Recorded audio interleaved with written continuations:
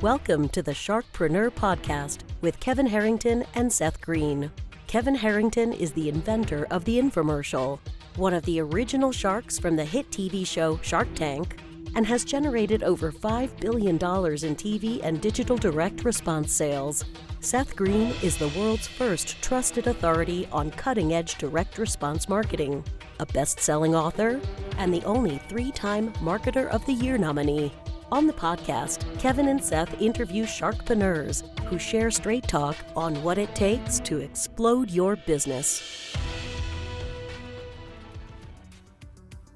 Why do so many businesses struggle while others seem to explode overnight?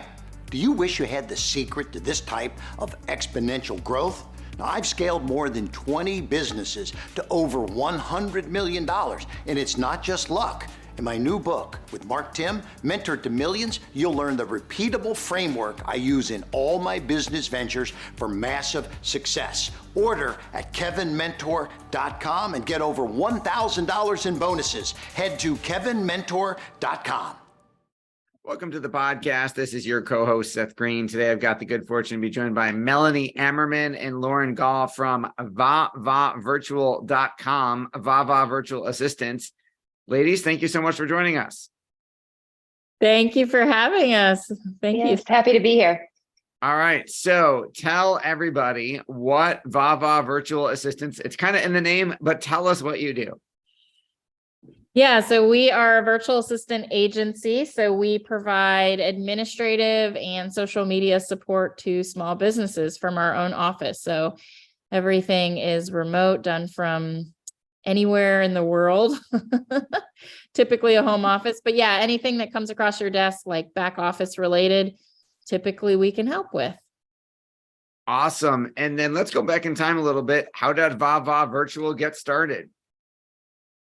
Sure. Actually, Lauren and I, back in 2011 in Los Angeles, California, we were looking for just another side gig for ourselves. And this was a good fit at the time, even though we had to educate most people what virtual assistant was.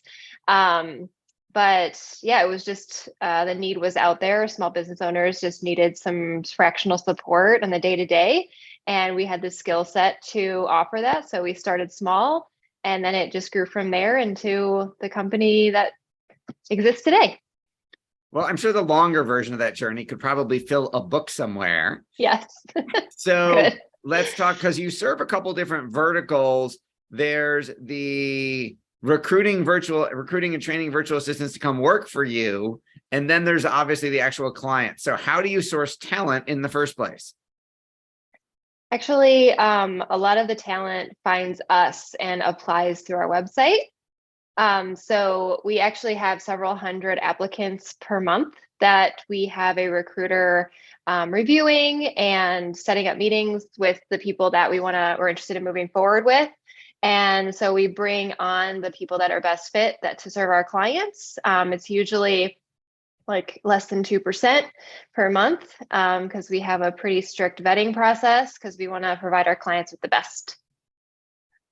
That is also a couple hundred people a month applying on your website. How are they finding you? I think they find us on, articles, podcasts. We've had several people do TikToks about us. The person that's doing the TikTok has several 100,000 followers. So, it's just, I guess that's how they're finding us. I have no idea. YouTube is another one. They find us on YouTube, even though we don't really have a YouTube presence, but yeah, all over. LinkedIn. Knock on wood. Well, that is incredible inbound lead generation that is happening, however it got to happen. So what are the most common industries your VAs serve? Yeah, a big one is we do a lot with speakers, business coaches, consultants. We do a lot in the financial industry. We do what else? We do I would say those are probably we do a lot in the nonprofit space as well.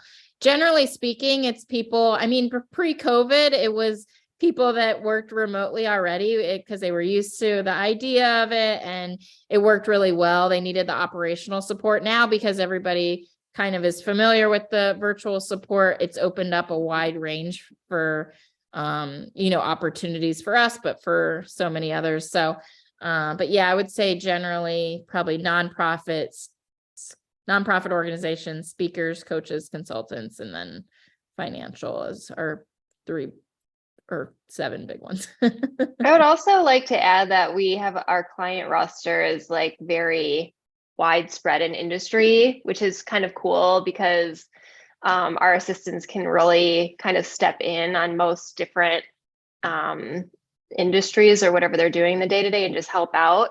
And we're just happy that we can support anybody doing what they want to do, whatever their thing is. So. Awesome. What are some of the most common misconceptions you get about virtual assistants? Oh, this is a fun one. One of the ones is, are we real people? Yeah, I think we're like AI, I guess. So you appear to not look like a bot. We are not bots. We are not bots. Yeah, I think a lot of times people think that they need full-time support, and they actually don't realize that they can get almost or just as much done with fractional support, as well as save on, overhead costs and all the things that come with having an employee or an in-house person.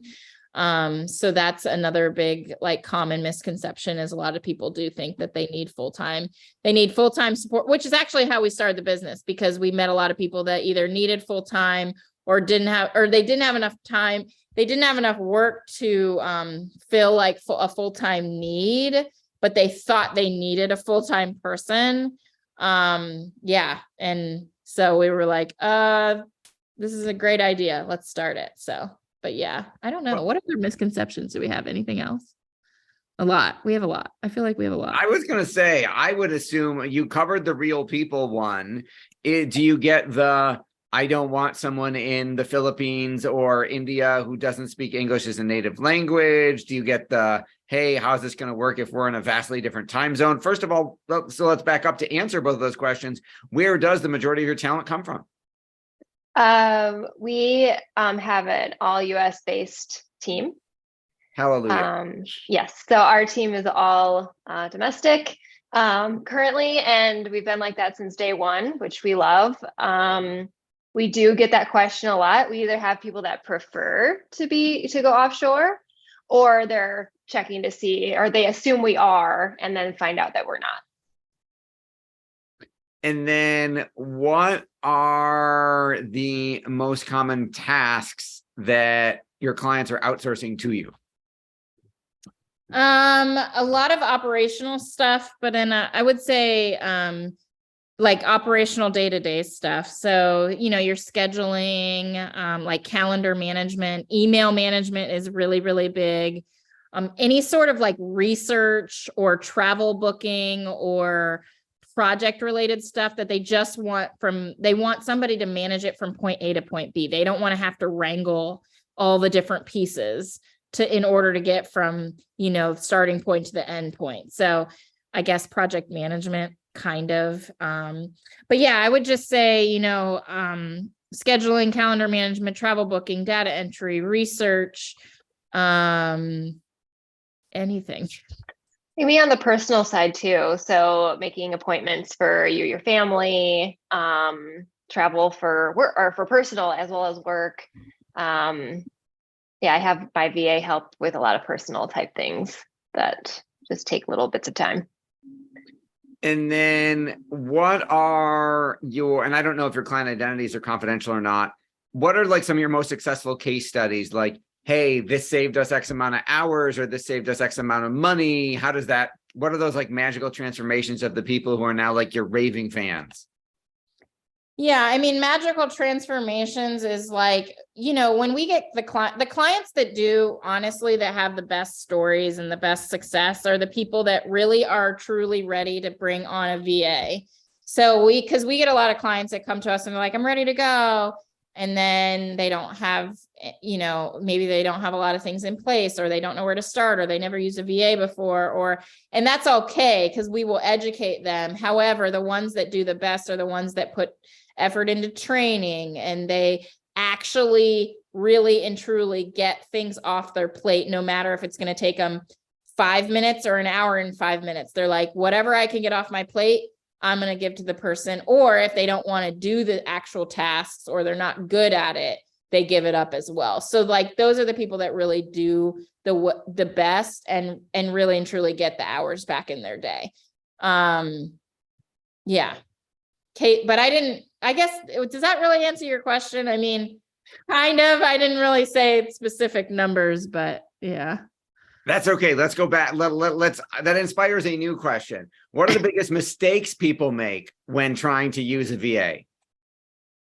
Well, Lauren kind of covered a few in what she just said, but a lot of them are having to just basically onboarding with a company or a VA and thinking they don't have to also put in some work to get that relationship going.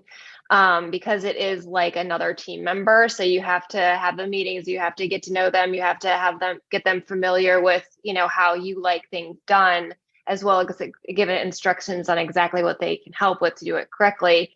It's not just like a handoff thing and disappear. So it is kind of, you have to build that relationship. And sometimes that's, not understood up front, or maybe the time commitment isn't expected. So it's hard to carve that out. Absolutely. I can certainly understand that. Since I know one of the questions we're going to get is, if you are US based, does that mean you are reassuringly expensive? We are more expensive than if you go, hire outside of the United States, for sure. But we make sure that we do not price ourselves out of the market cost. So we're not anything like astronomically high. That's not make sense for the US market. Awesome. Sorry, I will say, Seth, the other thing is we talk about this a lot, like whenever we're giving a presentation or just talking to people. Like, a lot of times people that come in, they think of it as an expense, but really it's like, you're making an investment into your business. So while it might be a little bit more expensive, it's going to have a return. It should have a return. So, just be thinking about it in that way versus like, oh, I got to shell out all this money and I don't know where it's, that sort of thing. So shifting that mindset. Yeah, if you're delegating these tasks away, what are you adding to your plate that furthers your business, or you personally or professionally, or anything like that? What's the investment adding to your life? Absolutely. So we talked about how you have an inbound lead machine of talent, both a lot of which is organic. How do the clients find you? Oh, that's a good one. Google referrals, like a lot, like our highest our highest source of like where we find people is like referrals from like either people that know us, or our current clients that work with us, or past clients that have worked with us. To be honest, like we've just built an authentic, we've authentically built a name over the years. And so that has really, really helped us with like people finding us, but articles, blogs, podcasts, Google, anywhere people find us, they remember us. Melanie came up with our name. I always say this, 11 years ago, Melanie came up with our actual name, and it sticks and people remember it. And so it's just one of those, I think just people remember VaVa and they're like, oh, you need a VA? VaVa. And then they come back and they come to us. And so we just get really lucky in that sense. And we're really blessed. I don't think it's all luck. I think there was an element of serendipity and an element of skill in that as well. I think you should give yourselves more credit for that. Thank you. That's probably true. It just felt random at the time. I am sure. I get that from my wife about the name we came up for her brand. So I totally understand well, I'm not sure if this is reflecting the everything that we are now, but everybody already knows it.